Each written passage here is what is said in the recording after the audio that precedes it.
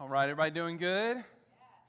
All right, well, it's good to see all you guys. If you got a Bible, you may want to grab it out. We're going to spend the majority of our time tonight in 1 Samuel chapter 17, and so that's toward kind of the beginning of the Bible, and so I just want to invite you to grab it there. And as we're just thinking about today and all the things as we move into fall, we have so much to be grateful for and thankful for. We're actually going to start a new series next week, and I can't wait to share more about that with you at the end. But I think it's going to be really encouraging through this season as we get into the fall time. Even though most days this week I don't think it's felt like fall at all, but we can just imagine that it's going to be fall. So it's one of those things, and so.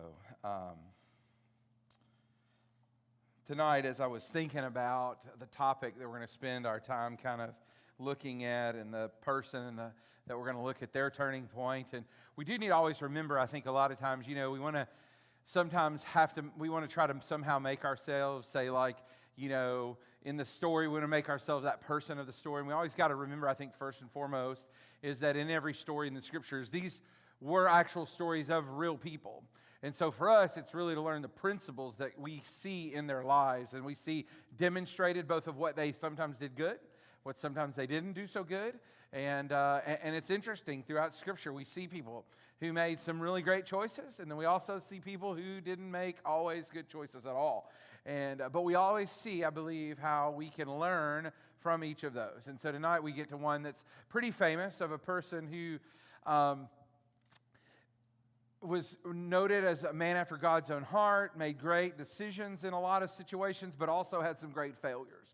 And I believe we can learn from that. We're not going to get into much of the failure tonight. We're going to see the first turning point, I think, really, that we see in his life. And it's a very famous story where he fights Goliath and kind of the insurmountable giants that he faced. And how can we maybe learn some things from that?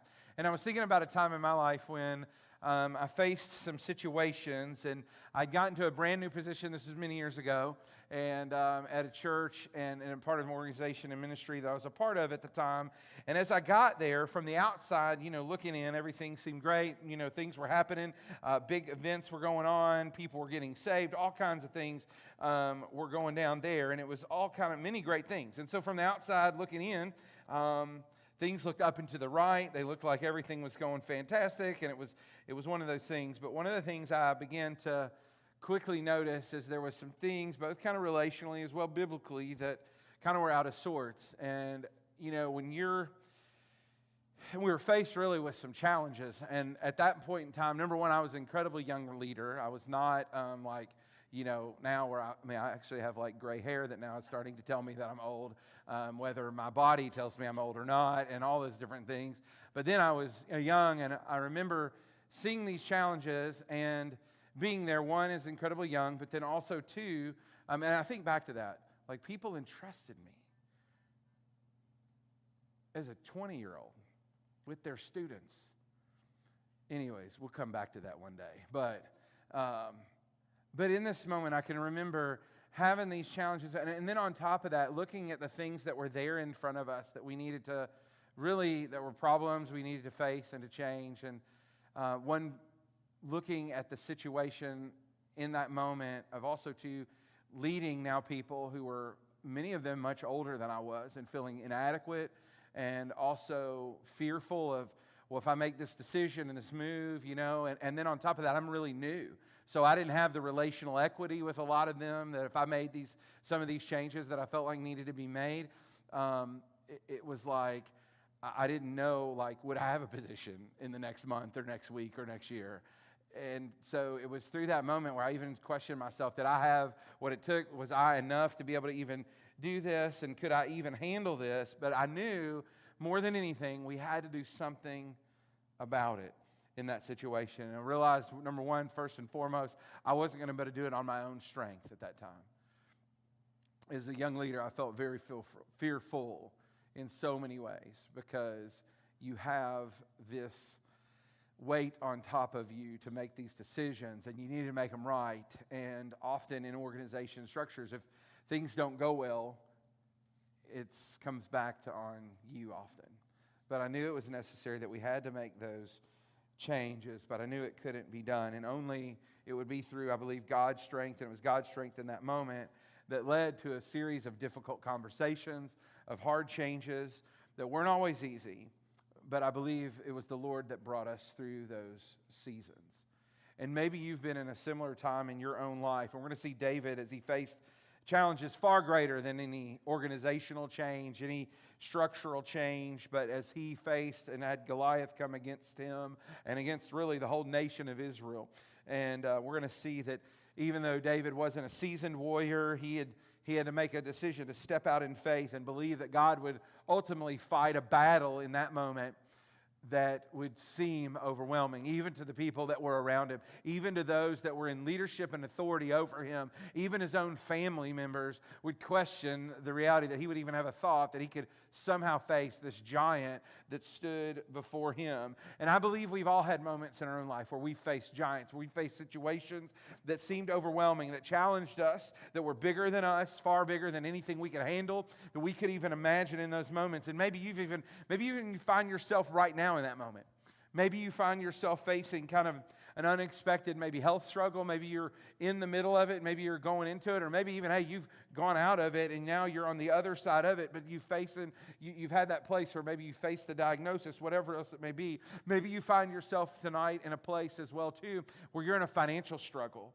And you're in a difficult place because maybe you felt like you've gotten into a hole that it's inescapable. There's no way to get out of it. You look at the hole of debt. You look at the hole of the situation that you find yourself in, and you're like, there's really no way to get out. There's no escape. Or maybe you're in a point right now, and you're facing a relational conflict. Maybe it's in your family. Maybe it's in your workplace. Maybe it's with a friend or a coworker or someone else. Maybe it's even with your own kids, or maybe even with your spouse. And you think, I don't know how we're going to make this out of it. I don't know what we're going to do. And we often feel like, I think in those moments, like we're kind of up against the world and that the situation's far greater than any of us can ever manage. And I believe we know often what it's like to feel small. Small in the fact that we don't know that we have what it takes. We don't know that we have the means, and we can feel overwhelmed by the obstacle that's in front of us. And we wonder if we have what it's going to really take. And we feel often too weak, too incapable to even make it through. And so the question I want us to kind of rest in tonight, or kind of to let tumble through our mind this evening as we walk through this passage we're going to read in just a moment, is this question, is how do we respond? How do we respond when the giants in our lives seem too big? How do we respond in those moments when it seems like the situation, when the obstacle that's in front of us, it seems too big? What do we do? How do we move past it? Can we even move past it? And the question I have for us, do we shrink back in fear, or do we step forward in faith? Do we find the courage to face the situation? And can we trust God through it for the outcome? And so I want us to walk through this passage tonight and looking at the example of David in 1 Samuel chapter 17, as he faced a giant and had a choice that he could have either shrunk back, really like everybody else was, or he could step out in faith and step forward and make a decision. No matter what the outcome may be, but he would make that decision to step up and step forward in faith. And I believe we all have that decision. As we face each giant, each obstacle in our life, we have a choice. How we respond when the giants in our life sometimes seem too big. And I would imagine in our lives there's been moments, and maybe you're even in that place right now tonight, where you have an obstacle or a giant or something in your life that it seems far greater than anything you can handle. And I can tell you, number one, you're probably right. But the question is, where do we go in those moments when it seems like the giant's too big? And I pray that we'll get that this evening as we walk through this passage. And so if you got a Bible, 1 Samuel 17, we're going to look at this moment right here as the Israelites are encamped, the Philistines are on the other side, and this moment happens where they each stand on each side of this valley. And they stand there and ready to fight in anticipation. They've been standing in the moment of this standoff. And I don't know if you've ever had that. I can think back. I remember with my boys, a recent standoff in the last several months was this past year in the state tournament game. They were approaching the end of the first half. and they had gone on a pretty significant run, had begun to take control of the game, and there was this moment of standoff that happened. For actually 4 solid minutes, the other team stood back and didn't play defense, and we stood back and we let the clock run down to 8 seconds in the half. It was an intense standoff because it was like it was that game of like cat and mouse. Who's going to go first? And I can remember sitting in the stands, number one, I'm like going crazy inside because there's my boys on the court. And they just stood there. And as their point guard at the time dribbled the ball for over 3 minutes there was a standoff in that moment. And it wasn't until somebody made a move that there was a move. But it was that game. And I can just remember that intensity of that moment. I just have to imagine that moment as the Israelites are on one side and the Philistines are on the other, and there's been this standoff of who will go first. And we see in the passage right here, if you want to follow with me, in verse 4, if we'll roll there together to begin with. And it says, "Then Goliath, a Philistine champion from Gath, came out of the Philistine ranks to face the forces of Israel, and he was over 9 feet tall." And just so you understand, Goliath represented kind of this insurmountable obstacle for the Israelites. His size, not only that, his armor. It said even the head of his spear, not the spear itself, but the head of his spear weighed 15 pounds. I meant to bring a weight that I have and pass it around tonight just so you can kind of hold it out. I had actually thought about it. It would be great to have one person just hold it and hold it out the entire service. And by the end of the service, or probably 10 or 15 minutes into the message, how they would feel after that. That's how heavy this weight was. That's how strong he was. That's how much power he represented in that moment for these people. His reputation made the Israelites even feel helpless, like they had no way out of this moment. And he would come out and he would taunt the Israelites. He would curse them. He would challenge them day in and day out to fight him. And it says this in verse 11. It says, "And when Saul and the Israelites heard this, they were terrified and deeply shaken." The Israelite army in this moment, including King Saul, the one who was the leader of the Israelites, the king, is also in this moment of paralyzed by fear and uncertainty as they looked at this obstacle that was before him, this giant that was taunting them and coming after them and challenging them in every way. And maybe you felt like you've had that giant in your view, and it feels like day in and day out that obstacle is taunting you to step forward, taunting you to come out for the fight. And that's where the Israelites are. There's this one, and that's who Goliath represents. He represents that overwhelming obstacle that I believe as the Israelites were facing, but also things that we may as well feel that we're facing. That obstacle made them feel small and inadequate. And the problem for the Israelites is the Israelites focused in that moment on the size of the giant, of how big he was, instead of the size of their God. And that's when we get into trouble. It's those moments when we focus so much on the problem or the obstacle at hand. And here's what I know. The more we focus on the problem at hand, the greater that problem will get. Because whatever gets our focus gets our attention. And whatever gets our focus will always get larger. And for these people, that problem, the Goliath is before them, that was 9 feet tall. And I'm not going to lie, I've never seen a 9-foot person. But anybody that's over 6'6" seems tall to me. And here's Goliath. Here he is standing up before him. And he represents everything. And that's their visual. That's their obstacle that's before him. And they're so focused on him that they forget the one who rescued them out of captivity. The one who brought them through the waters. The one who provided for them in the wilderness. And brought them into the promised land. How easy is it for us to get focused so much on the problem or the obstacle at hand that we forget about the size of our God who's brought us through. And so my question, do we focus on what really matters?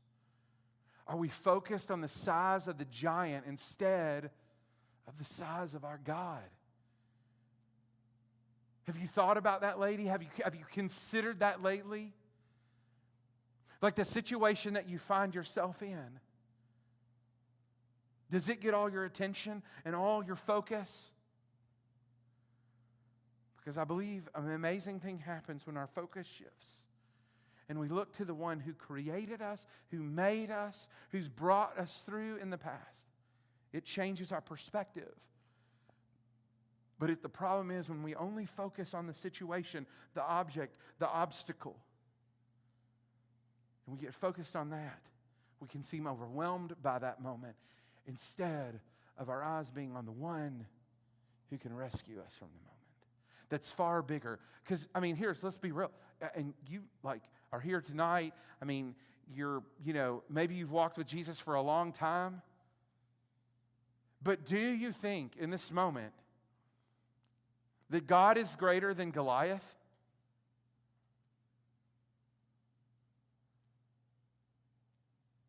That's a question for you. I'm not asking the Israelites right now, okay? This isn't. In your estimation, in your mind, based on what you've read, a 9-foot-tall giant and God, who's bigger? Who? But why so many times do we get caught up on the problem and the giant instead of him? We know what it should be, but often we get our focus on that thing and we miss out that God is so much greater than the problem. And so we stand paralyzed in fear. Fear of how we will get out what we do, and we start to try to figure it out. Because that's what everybody's doing in this story right now. They're sizing up Goliath, thinking it is humanly impossible for me to beat a 9-foot giant. But yet I serve a God who's bigger than any 9-foot giant ever's been. The one who actually created the 9-foot giant. And so that's my challenge for us. That's for us to consider. Are we focused on the size of the giant instead of the size of our God the next time we find ourselves in the midst? And maybe you're there tonight, or maybe you will be next week, or maybe you will be next month or next year. Will you get so focused on the size of the giant or the size of the obstacle or the size of the problem instead of being focused on the size of our God and the greatness of Him? I pray it'll cause us to pause and consider that. So the challenge is going on. Goliath's in the middle. Everything's happening. The younger brother of some soldiers that are in the ranks of the Israelites named David is tending sheep. His dad comes out and says, hey, why don't you go take some food to your brothers? And so he goes and heads off to the battlefield. And while they're there, he comes in and he sees all these things that are happening. He hears Goliath's defiance in that moment, the cursing that's going on.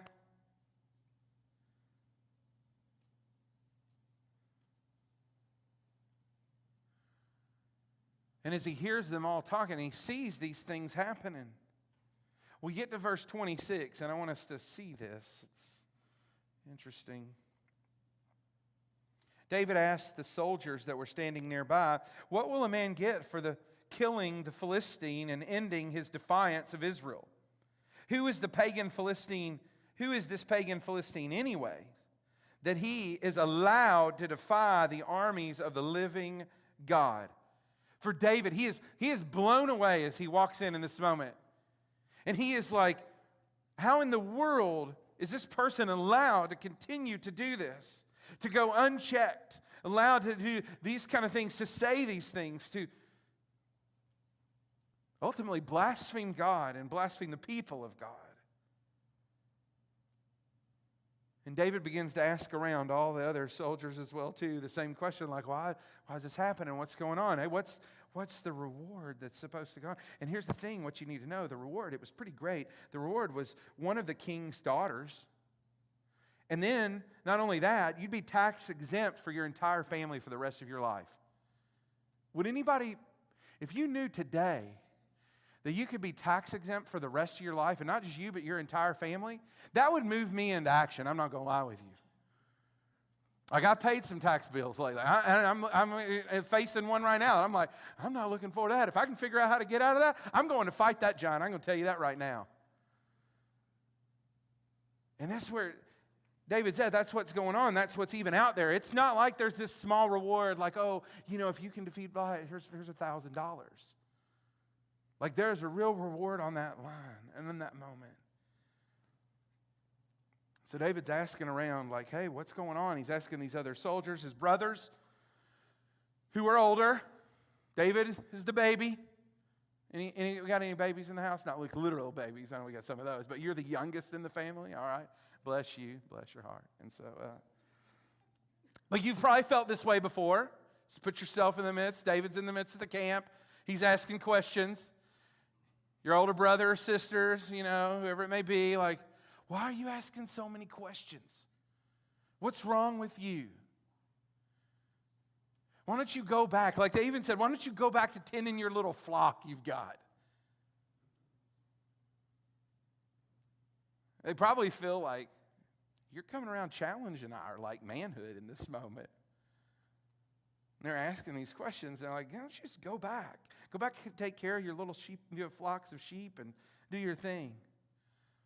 Well, in the midst of all this is happening, number one, people start to take notice. People hear, even Saul, the king, hears about this. That David's been asking around about this Philistine, and so he actually summons him in. And here's David's response in verse 32. Let's check this out. Don't worry about this Philistine, David told Saul. I'll go fight. I'll go fight him. And Saul, the best response I can give is that he's like, David, you're crazy. There's no way that you could fight and beat this giant. You're just like, David, you're like a little boy. There's no way that you're going to beat this huge, massive, giant Philistine Goliath. It's impossible. There's no way. But David, verse 37, check this out. David recalls in this moment how God had delivered him from the lion and the bear. And he says this, he said, the Lord who rescued me from the claws of the lion and the bear will also rescue me from this Philistine. See, David's confidence wasn't in his strength or his skill, but in God's faithfulness. It wasn't about what he could do. While others saw Goliath's size, David saw God's power. He had seen God's power before when God had rescued him from a lion and the bear. So David had the strength of God behind him.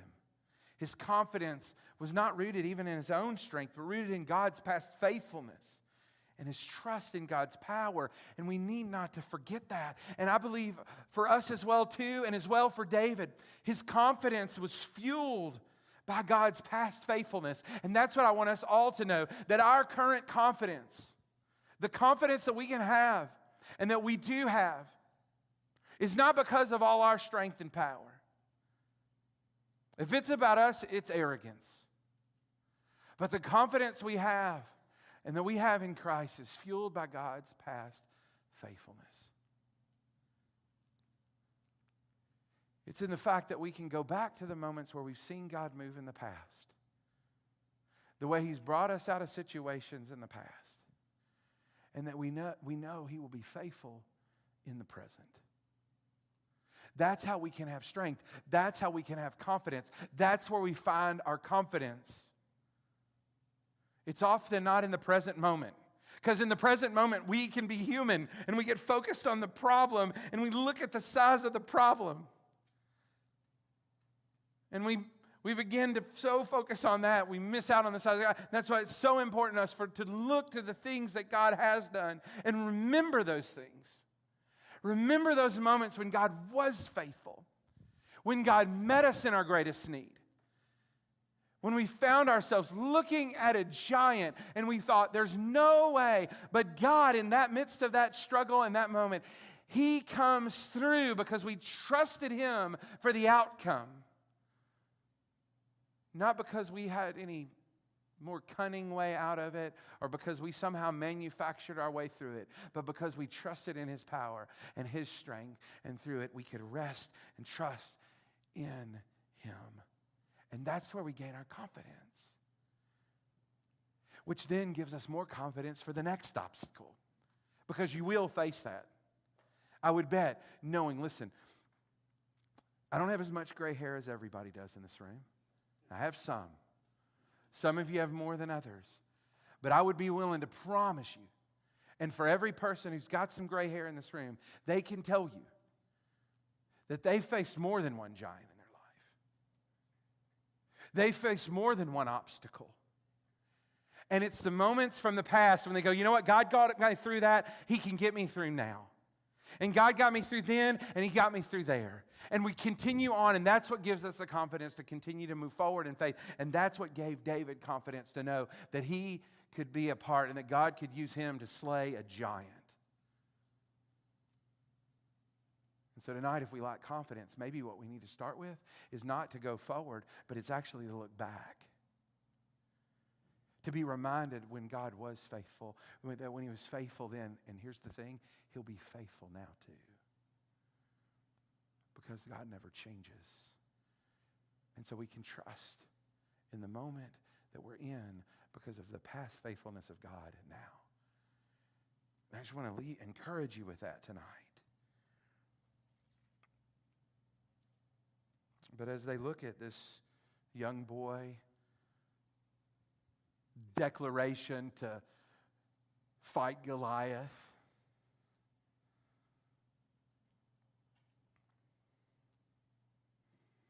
as Saul even offers his armor to David, David declines it because he's like, this doesn't even feel right, it doesn't feel comfortable. And instead, he chooses his shepherd's staff and his sling and stones. And I believe it was that moment that David's like, step aside, I got this.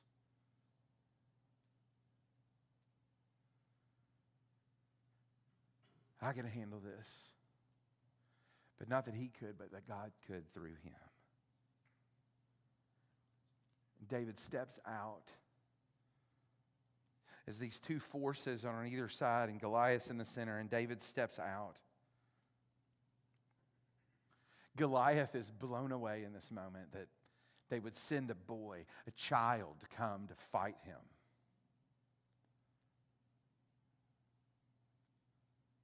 And he begins to taunt David and curse David and challenge David that he would even do that, to even say that, that he was going to kill him and feed his flesh to the birds. And David says this in verse 45. I want you to check this out. Don't miss this. David confronts Goliath. And he declares, you come to me with sword and spear and javelin. You remember that 15-pound? You imagine seeing that? But I come to you in the name of the Lord of heaven's armies, the God of the armies of Israel, whom you have defied. David makes it clear in this moment that the battle is not his, but the battle belongs to the Lord. And that is who he trusts in. That is who Goliath comes against. See, Goliath thinks he's fighting some little boy today, but in reality, he's coming against the name of the Lord our God and the army and the leader of the battle of the kingdom of heaven. And that's who Goliath was coming against. And in this turning point, I believe, moment, when David steps forward into faith,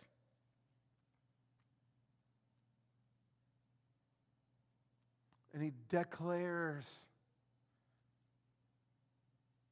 and that he rests in, not in his own strength, but in God's strength. That his confidence wasn't in what he could do, but in what God could do through him. David, he relies on God's strength rather than human weapons. With all these that were standing around him, probably dressed in their battle guard. And here is David with a staff and a sling and some stones, facing a giant with a sword and shield and a spear. And yet his confidence relied on the Lord. His strength came from there, not a human weapon, not anything. And so as well for us, I want to give us some encouragement tonight that our courage shouldn't come in what we can do, but in what God can do through us. That our courage shouldn't come in the fact that, you know what, I've got this, or I got this, or I got that ability, or I have this thing, or I've got this weapon, or I've got this thing that I can take to do it. But instead it should come, our courage should come in the fact of what God can do through us. It's what God can do through us. Because without Him, we are helpless. Without His strength, we are hopeless. But with Him, we can have courage and confidence to face the giants that are before us, to move through for victory,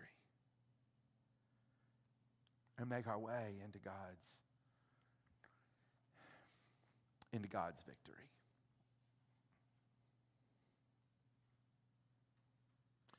And so, if we continue to read there in verse 48, as we close out our time,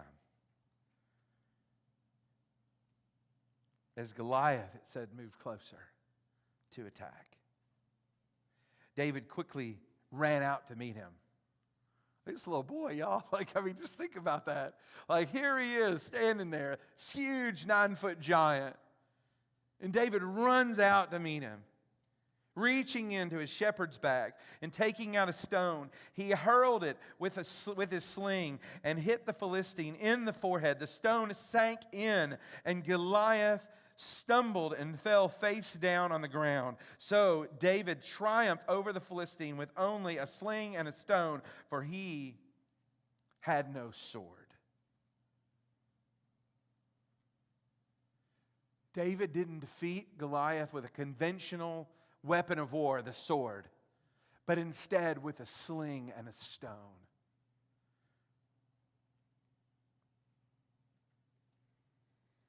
It was with the faith that he had and the tools that God had given him, the tools that he used probably in his everyday life,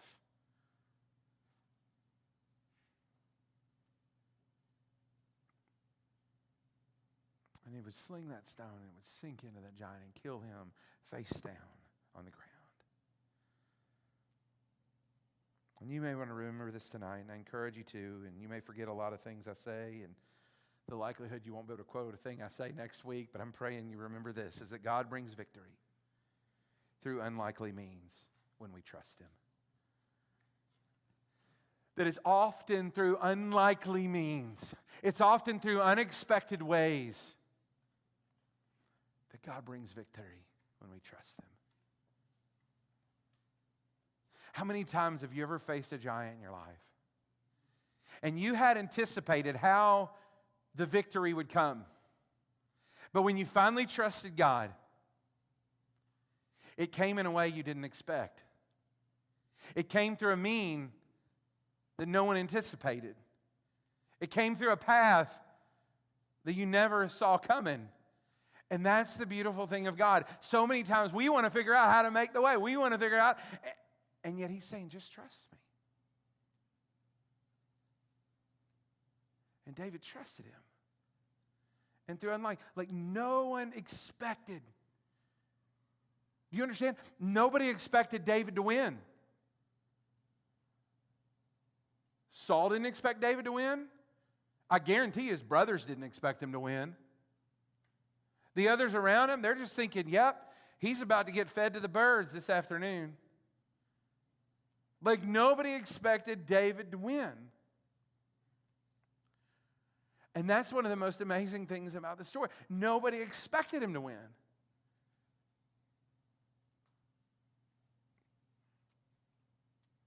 But the reality is, the turning point wasn't just the victory,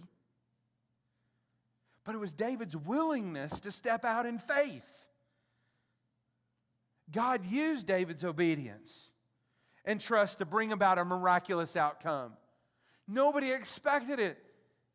And that's why it's so powerful. Because God used just his obedience, that he would go forward and fight.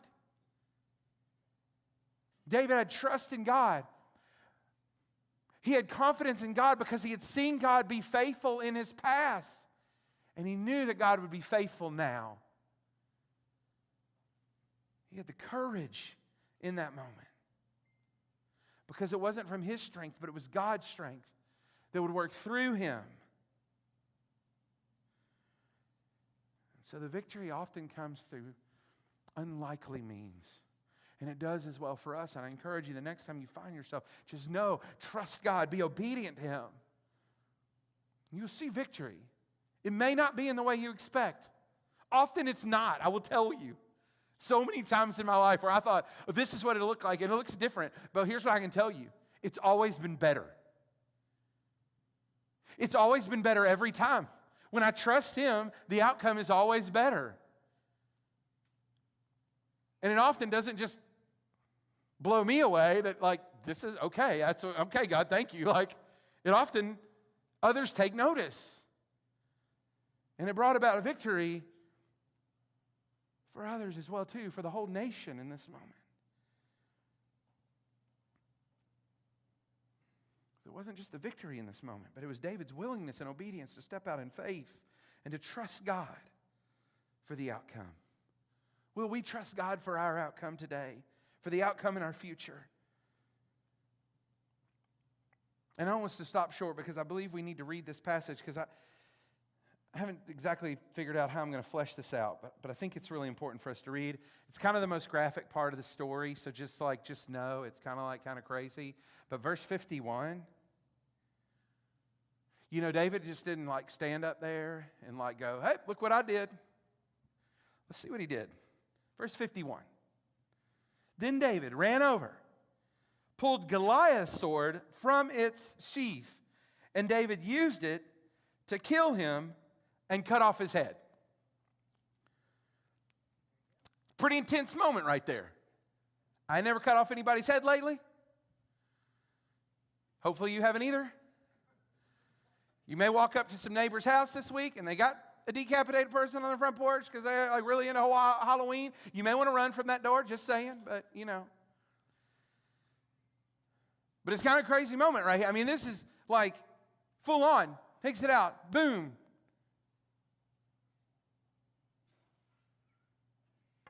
And here's the thing. It's interesting. Do you know, Goliath's sword was intended to what? Kill. And to kill who in this moment? David. It was meant to kill David.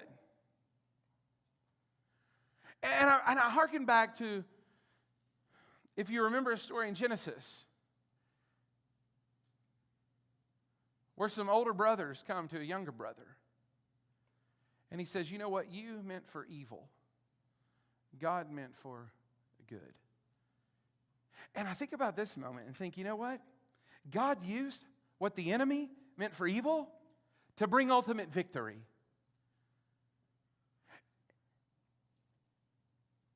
And here's what when God brings victory, I believe, over giants, he wants, I believe, to leave no doubt other than complete defeat.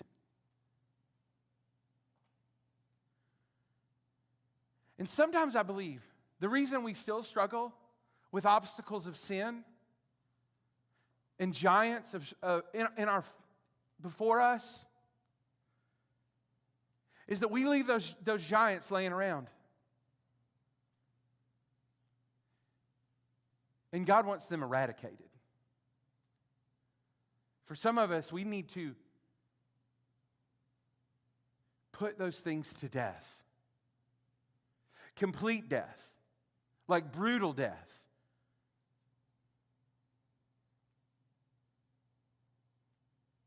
Because I can tell you, I don't want giants to resurrect from the dead in my life.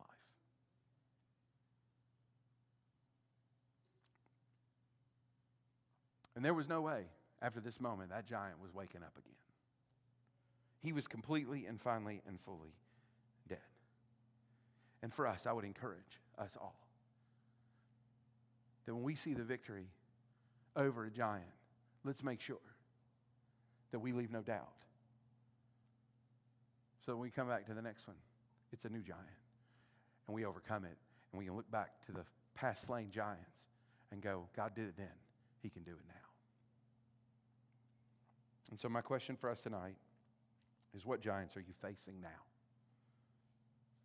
It could be fear. It could be a failure. It could be a specific challenge maybe you're going through. And God is calling you, I believe all of us, to trust Him with the battle that we're in.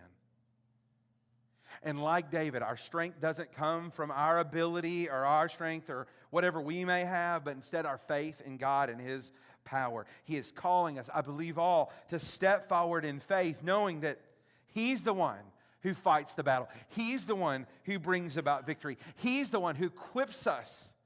He's the one who gave David the abilities that he had to ultimately slay the giants. And the turning points in your life will come, I believe, when we stop relying on our own strength and start trusting God with the giants that we face. And so what for you tonight, maybe some things just to reflect on, to consider, is what maybe for you, like David, the stones that God has already maybe placed in your hand. What things has God placed in your hand to equip you for the fight that you're in? What things has He given you?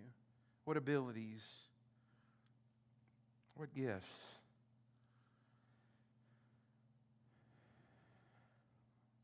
And the question I have for us, that as we've been wrestling this evening, and maybe even right now in this moment, is where is God asking you to step out in faith, even when the challenge might seem too great? Where is God asking you to step out in faith, even when the challenge might seem too great?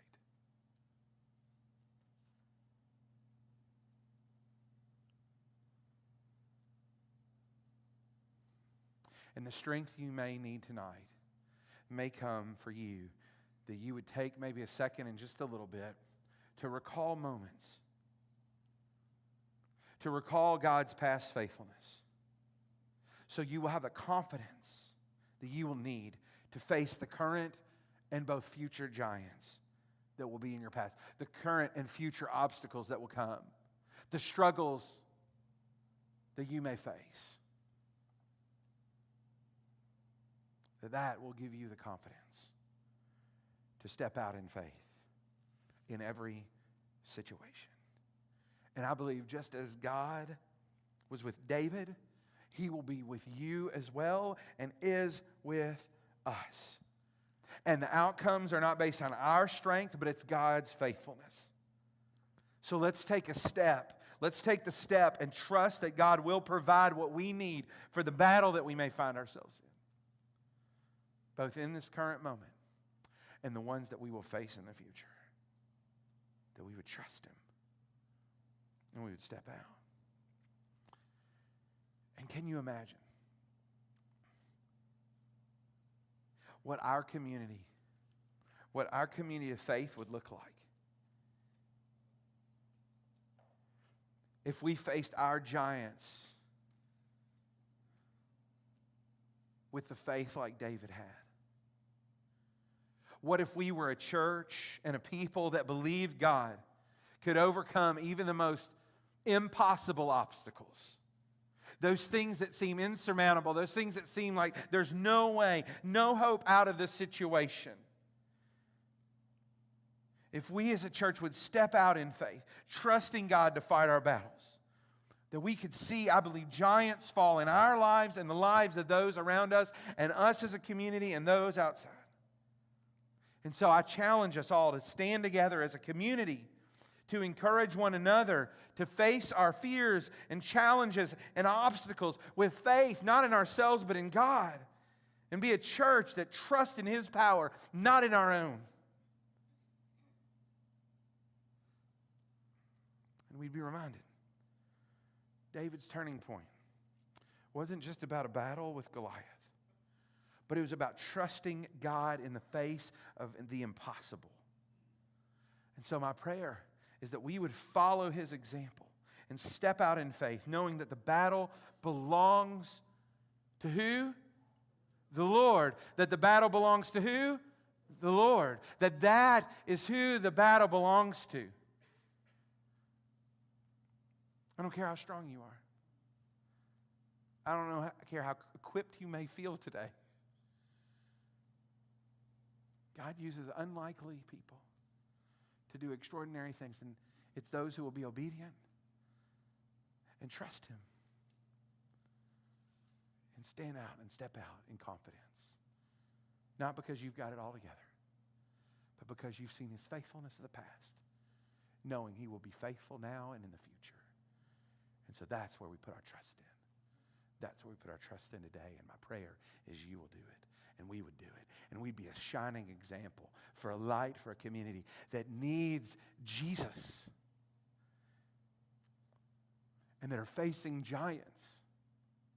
And they need to see people that face giants. And they go, I can't overcome it, but God can. Because He's the one that fights the battle. Let's pray. Jesus, Lord, I thank You. I thank You for the life of David. One, he does give me so much hope because I see so many times the way he struggled, he even failed, he faltered, he messed up, and yet You used him. And I'm so thankful for this reminder this evening that You're a God that uses both the big and the small. You use those who didn't have it all together. By the current society of that day, seemed impossible to be used and even be questioned that he would ever defeat Goliath. But yet it was his obedience and his willingness to trust You for the outcome that I believe can give us and fuel our faith and our confidence today. Lord, I know that there's people in this room that probably are facing some obstacles. They're facing what feels like a 9-foot giant. Maybe for them it feels like a 100-foot giant in their life. And I pray today that they would have the strength to know that they can surrender and submit themselves to You, and that You will fight the battle. And the outcome may be far greater than they ever expected. It may not look anything like they thought, but it would be so much better because they trusted You. And I pray for that guy or that girl in this room, that man or that woman, that student, that You've been calling to step forward in faith. Or they stand before the giant and they've been so focused on the giant, they forgot about how great You really are. And I pray that maybe that would just be the thing that maybe they would walk away with. They would turn their attention from their obstacle and raise their gaze to You.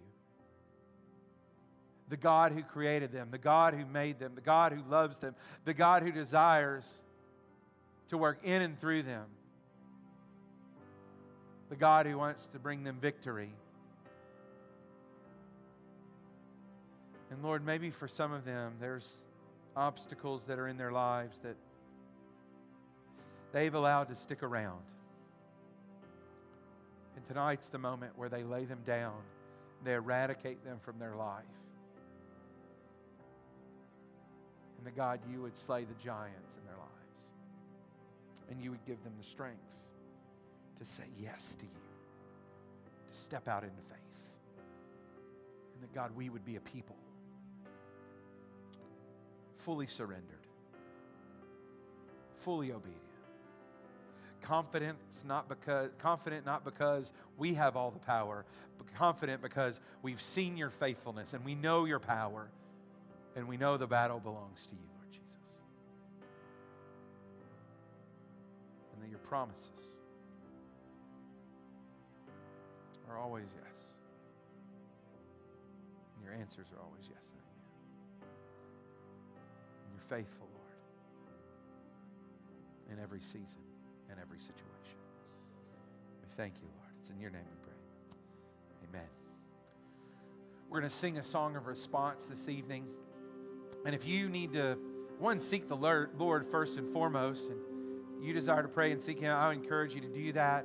You're welcome to come to the altar and pray and just seek the Lord.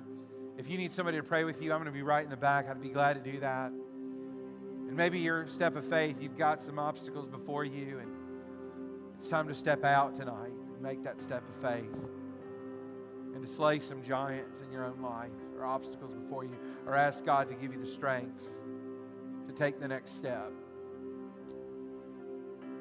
And on the other hand, maybe this is your night to make your first step toward Him and to begin a relationship with Jesus and start this evening and say yes and allow Him to come into your life and experience what it looks like to be fully surrendered and know His full faithfulness, that He loved you so much, He came to give His life for you.